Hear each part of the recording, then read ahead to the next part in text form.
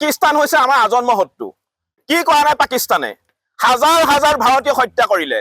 সিদিনা পাকিস্তানী সন্ত্ৰাসবাদীয়ে বাছি বাছি ভাৰতীয় হত্যা কৰিলে। আৰু তেনে এখন দেশৰ লগত গৌৰৱ গগৈ আৰু গৌৰৱ গগৈৰ পত্নীয়ে গোপনে সম্পৰ্ক ৰখা মানে গৌৰৱ গগৈ হৈছে দেশদ্ৰোহী। গতিকে অতি শীঘ্ৰেই গৌৰৱ গগৈ সাংসদ পদ খাৰিজ কৰি গৌৰৱ গগৈ গ্ৰেপ্তাৰ কৰিব লাগিব। কাৰণ আমাক এনেকুৱা ৰাষ্ট্ৰদ্ৰোহী, বিশ্বাসঘাতক, দেশদ্ৰোহী, ছদ্মবেশী আমাক সাংসদ কোনো কাৰণতে নালাগে।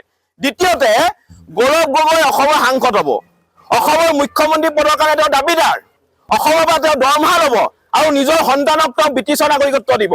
যিজন মানুহে নিজৰ সন্তানক ভাৰতীয় হ'বলৈ নিদিলে, যিজন মানুহে নিজৰ সন্তানক ভাৰতীয় নাগৰিকত্ব কৰ্তন কৰিলে, তেনে এজন ব্যক্তিয়ে কেতিয়াও অসম আৰু অসমীয়া জাতিৰ কাৰণে ভাল চিন্তা কৰিব নোৱাৰে।